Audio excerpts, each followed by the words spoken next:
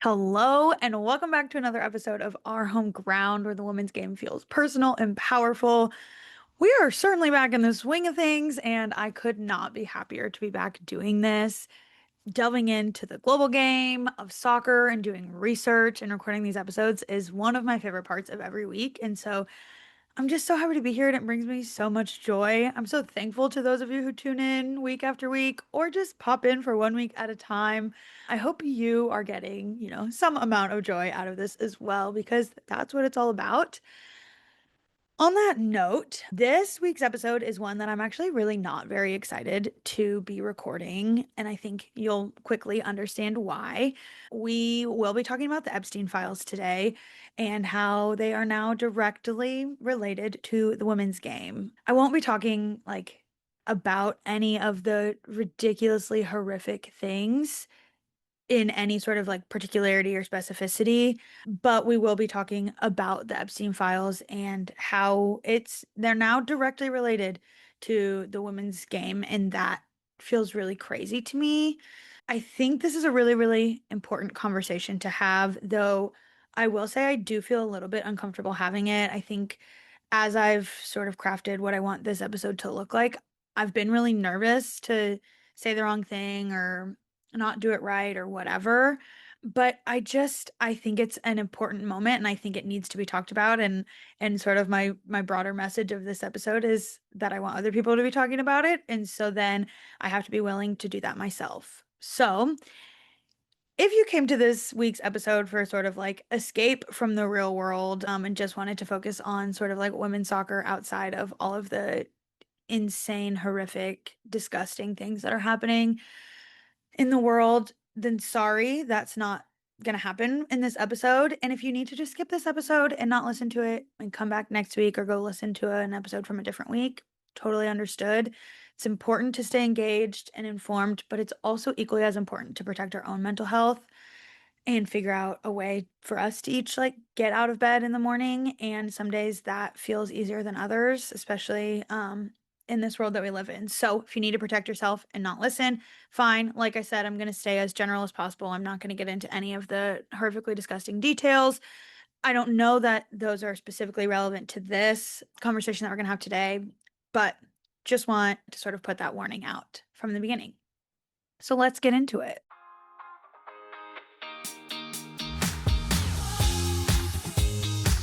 When I started this podcast and I thought about, all of the things that I wanted it to be, the things that I wanted to be talking about, I had been thinking a lot about the impact of the women's game on sort of society at large, on global society, on what historically professional women's soccer players have done for women, not just for women's soccer, but just kind of for women in general. But I haven't really engaged with it or delved into it as explicitly as I had once hoped that I would. And I think part of it is because, especially in this moment in history, it just feels like such an intimidating and big thing to talk about and where to even start and all of that. It just has felt a little bit overwhelming. And so I haven't engaged with it as explicitly as I would have hoped. But now, last night actually, I learned this new information that I just felt like we had to talk about today. And I think you guys can probably pick up on the fact that I'm super uncomfortable, and that's okay. We're going to do it scared and we're going to do it uncomfortable because we have to do it. But I learned that Casey Wasserman is named in the Epstein files, and that might not ring a bell to anyone. And that's okay if it doesn't. I'll explain to you why it's relevant. But I'm just bear with me as I set the scene because there's a lot of information. There is so much going on right now, and I'm trying to boil it down and keep it as simple as I can to tell you why this matters to women's soccer, but it does. As I assume everybody knows, because it has shaken the world, not just the United States, but the US Department of Justice released another wave of documents from what we're calling the Epstein files. It's not really these specific files, it's just a compilation of all of this evidence that the US government has against Jeffrey Epstein that they've been collecting for years and years and years. I think he was first arrested in 2008. It is now 2026. Like they've been collecting information on this man forever. He died in 2019, reportedly died by suicide in his jail cell. That was its own sort of situation. But right now, because that case is closed, these documents are being released. There's been a ton of legal stuff going on in the US with that. I'm not going to get into any of that, but another huge release happened about a week ago now, and people have been sort of wading their way through it. And I'll be honest in saying that I've really only peripherally engaged with the information in the Epstein files, quite honestly, in as a like protection mechanism, because the things that I have read are just some of the most disgusting things I've ever read in my entire life. And I am using it as a protection mechanism to not like traumatize myself. The line between staying informed and accidentally traumatizing yourself in this day and age is so, so thin, and you have to walk whatever that line is for you. I've been trying to read sort of like general overviews, and a few times I've actually engaged with some of the exact text, and it is just like too much for me. But one of the major themes that politicians or elected officials or appointed officials or really anyone who has access to the unredacted version or less redacted versions of these files have been sharing is that if they fully released these Epstein files, the system as we know it would crumble. And I've heard a ton of different people say this, and I'll be really honest, I thought they were being a little bit dramatic. I really thought that it was like, yeah, it's going to implicate a bunch of these like old white male politicians. We'll get them out. We've wanted to get them out anyways, we being me. And then we'll kind of like have this stain on our history, but we'll be able to like move forward. I don't think that I'm right. The more that I learn and the more that I see, it's just Jeffrey Epstein had infiltrated every single industry and every like powerful person, government, private industry, foundations, like to an extent that is actually insane to me. Obviously, we all know and have known for a while that Jeffrey Epstein was a pedophile, perpetrator of child sex trafficking, and just all around a horrific person. And what I'm beginning to realize, well, because people are saying it and I'm finally believing them, is that he's worse than, and I don't even know how to say this because what I want to say is like worse than just a pedophile, but to even be like desensitized to the disgustingness of pedophilia is really something that I'm trying to like grapple with. But he was this like a blackmailer. He had so much information and was involved in every powerful person's life, it feels like, to some extent or another.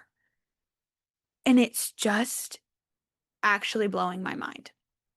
But as we get to how it intersects directly with women's soccer, this connection that really sort of like smacked me in the face with this utter connectedness that Epstein has to every major industry is Casey Wasserman. And so in this latest release of files, part of it, one of the things that came out, and this wasn't even one of the biggest things, was that Casey Wasserman had correspondence and seems like a personal relationship, or at least was attempting to have a personal relationship with Ghislaine Maxwell. I think that's how you say her name. I actually don't want to know how to say her name because she's disgusting. So if you don't know who she is somebody who was sentenced to 20 years in prison for being a co-conspirator with Jeffrey Epstein to traffic humans, minors, sexual abuse against minors as well. She is serving her time. There's a whole drama going on with her right now and Trump, but we're not getting into any of that. But in the early 2000s, in the 2002, 2003 era, there are emails that have been released, correspondence between her and Casey Wasserman. I keep saying his name. I haven't told you who this is yet, but now I will. Casey Wasserman is the founder and CEO of Wasserman, which is a leading sports and entertainment agency. And this agency represents people in all kinds of different fields, including, and what will be relevant today, the music industry, and clearly most relevant to this podcast, women's soccer. They represent a lot of male soccer players as well, and I'm assuming probably other sports, but I didn't, go that deep into it. Wasserman is Before we actually get into what this agency is, it's important to note that Casey Wasserman is also the chairman of the LA 2028 Olympics. And I won't be really engaging with that today, but that feels like a really, really big deal. So I just want to make sure that we lay that out there. Wasserman, the company, is an LA-based agency, though it has been increasingly going global. One of the reasons that I'm aware of this agency and why it even rung a bell last night when I first found this out is because in April of 2024, Wasserman acquired Volante Sports, I think that's how you say it, which was one of the UK's leading women's soccer agencies. Volante Sports may sound familiar to some of you, especially if you are an Arsenal or a Lioness fan, because Alessio Russo's brother, Luca Russo, was the director of Volante Sports. So when Wasserman acquired Volante Sports, Luca became Wasserman's vice president of women's football in Europe. So Luca Russo now works for Wasserman. And you might be wondering like why this really matters and why I'm talking about it, why I'm making this like big deal about the fact that I'm talking about it. I'm sure that none of, or very, very few of the anybody who is represented by Wasserman is actually interacting with Casey Wasserman himself. He's the founder, he's the CEO. I don't think he's doing this sort of like day-to-day interaction. But the thing is, every contract they sign, every deal they get with any brand, he gets money off of it. He continues to make money off of them because agencies take, I think it's like 20% of what an individual contract is worth. And then obviously that gets distributed throughout the company in specific ways or whatever. But at the end of the day, you're making money for the founder and CEO because he is still intimately involved. And some of the biggest names, certainly in US soccer, but also women's soccer in general, are represented by Wasserman.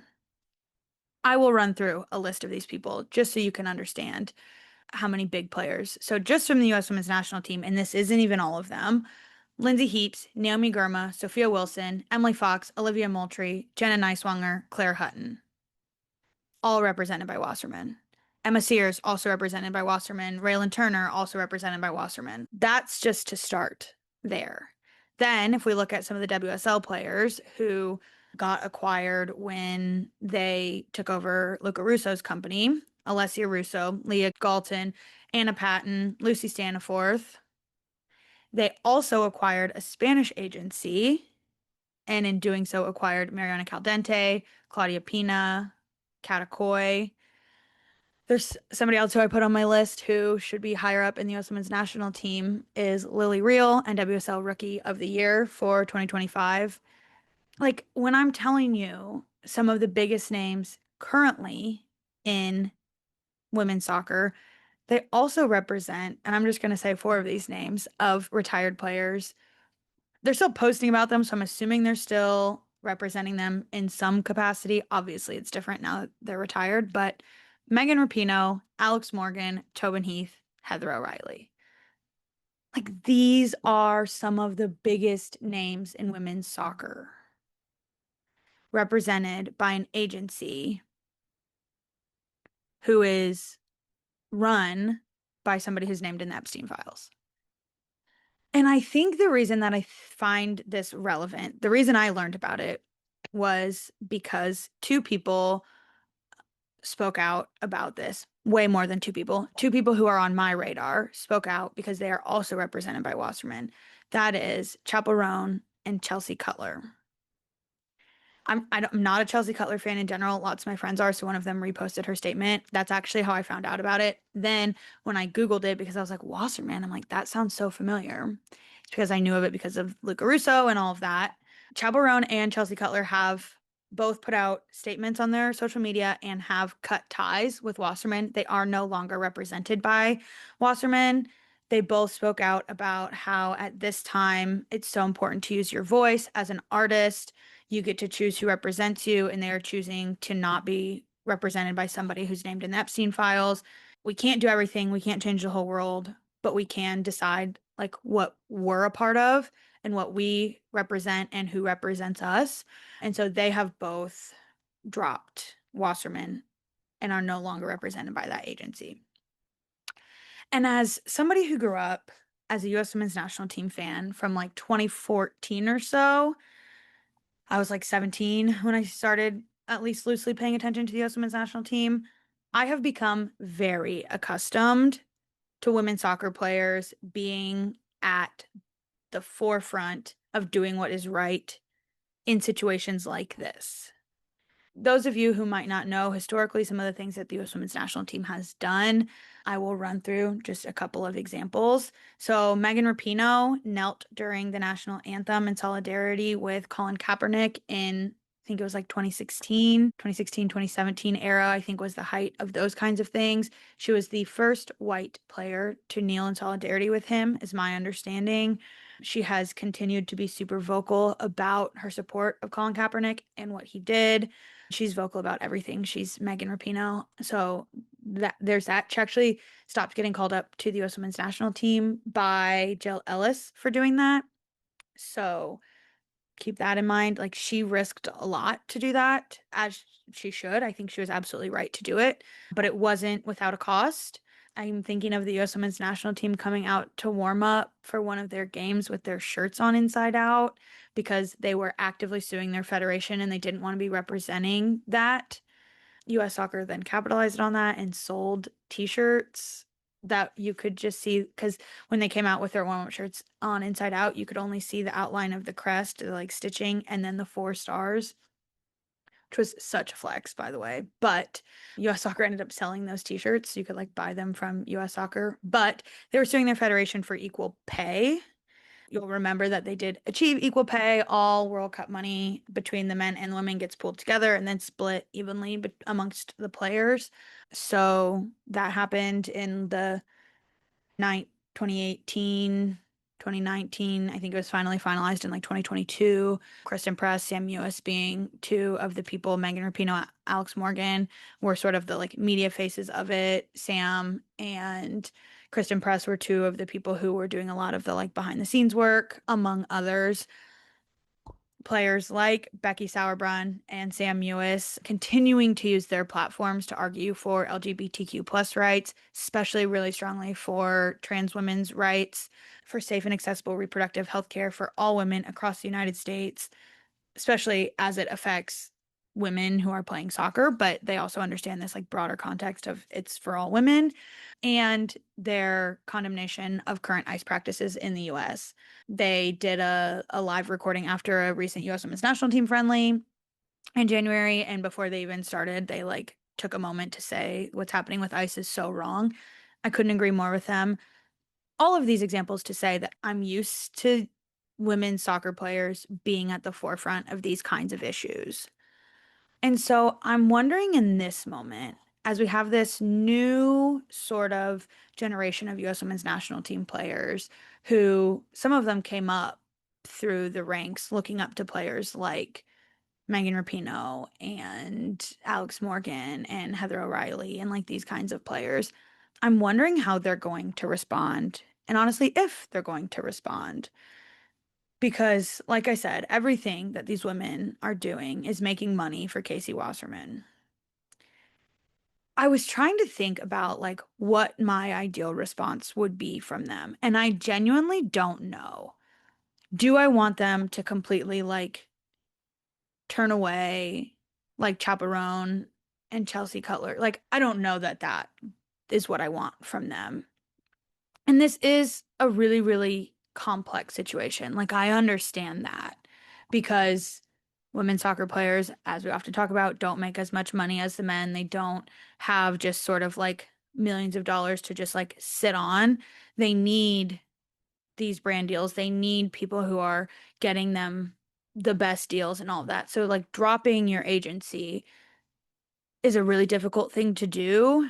So, I'm not sure that that's what I'm asking for them. I think All I'm saying is that in this situation, silence or lack of engagement or denial feels like a really poor option. I would be really, really, really disappointed if these players just simply don't acknowledge it publicly. I'm curious. I bet some of them are having conversations amongst themselves, between each other, with their support groups, their like families, those kinds of things about how they should respond in this moment. And some of them are preparing to play a Champions League game tomorrow. Like, I understand that this is an incredibly complex situation and they have a lot of competing priorities. I think I just am begging that they not be silent about it and pretend like it's not happening. Just a condemnation, I think, is all I would want. But I think that there are a lot of ways that they could respond, and I'm not asking for a perfect response because I think that's not fair either. Each of these individuals are humans who are also trying to understand what it means to live in this world and in the situations that we're in. I know as a very not public figure, I'm not coping with it well. I would not want to have to cope with it well in public. And so I don't know what I want them to say. And I don't know that there is even a right thing to say. And I also recognize that saying anything, they will get backlash. But it just feels like they have to me. Just feels like the history of women's soccer, especially those who are on the U.S. women's national team, they stand on the shoulders of giants who have been the ones who have been willing to say the thing, to put themselves out there, to take the risk. And so for them to not rise to an occasion where it's sort of thrust upon them would be really disappointing to me in a world that's already really disappointing to me. And I know that all of these women who are represented by Wasserman have openly discussed and talked about wanting to leave the shirt in a better place than they found it, wanting to change the game for those who come after them, wanting to live up to these things that previous generations have done for them, wanting to help the generations behind them. And I think that this is a moment where they could do something monumental and they could use their platform and their voices to protect all kinds of women, to empower all kinds of women, to let the world know that what we're not okay with what's happening, they're not okay with what's happening. My baseline assumption, to be clear, is that they don't think any of this is okay. I don't even think that if they stayed silent, it's because they're okay with it. Like, that's not it at all. I just think it requires a level of courage. It does. And I just beg of them to step into it and to find the courage to say the thing. And although the United States government is doing absolutely nothing in terms of prosecuting, and in fact, doing the opposite and protecting in disgusting ways that I'm sure all of you know how I feel about that. And if you don't, then I don't think you've been listening to me at all. But other countries are. Multiple leaders in the UK have stepped down. They are calling for the prime minister to step down. This is having huge implications for the royal family. And then there are like 10 other countries that have also opened investigations to people from their country who have been named in the files. Like, this feels like an incredibly pivotal moment in history. And I would love for some of these women who I look up to so much to use their voice to speak in a meaningful way on the things that are happening. I just think that they could look at some of the things that the American Olympic athletes are speaking out on and speaking about and use that as sort of like an example. It doesn't have to be some sort of monumental thing that you say. I just wish they would say something. I also recognize I'm begging for this, and I learned this information less than 24 hours ago, and I'm sure that they learned it in about a similar time frame. So this is probably going to be like a developing situation. So I would love to be able to come back on the next episode and say, look at these incredible things that have happened. I just, I don't know. I don't know how to act right now, but I just hope that these women will say or do something. And if they don't, then I'll have to decide how I feel about that too. I don't know. And I don't want to be somebody who like is holding them to the fire because that's not what I'm trying to do at all. I just they've gotten the platforms that they have and they've gotten the opportunities that they have to even be represented by an agency like this and to be getting any of these contracts and all those things by standing on the shoulders of the women who have put themselves out there and have taken the risk. And so I just hope that they're willing to do the same. I don't know. And I also feel like who am I to like expect everyone to make a statement and everyone to comment on everything? Like I really don't know what the right answers are right now. I just think disengagement and silence can't be the right answers. So, I don't know. I don't even know how to wrap this up or end this episode. And I was thinking about all kinds of other things that I was gonna have in this episode before I learned this information. And then I was like, well, maybe I could start with this and then move on. But I just think this needs to stand on its own. And we'll see what happens. And yeah, I don't know. If you made it this far, thanks so much for being here. I feel like I said, I don't know, about 650 times in this episode. I'm not here to pretend like I have the right answers or that these women owe me anything. I just think that if you're gonna talk the talk about wanting to leave the shirt better and make this world a better place and give better opportunities and do all these things, then speaking out against somebody who had a relationship with a child sex trafficker seems like a way that you could do that.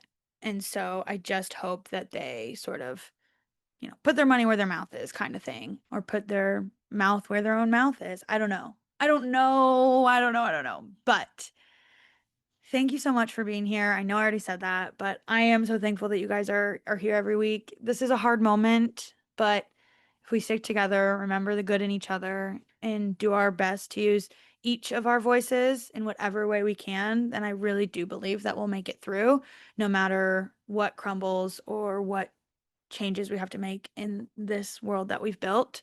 I just believe in us. I've seen too much good in the world because of all the horrible to believe that the horrible will win. And maybe that's naive and really blindly hopeful of me. And that's how I get out of bed every day. So there we go. Anyways, I hope you all have a great week. I will see you next week. Hopefully, we can talk about things that aren't so horrific and are a little bit more fun and a little bit more enjoyable. If you haven't already, it feels so weird to be saying this on the end of this episode. So maybe I won't. You know what I was going to say. But yeah, just thanks for being here. See you next week.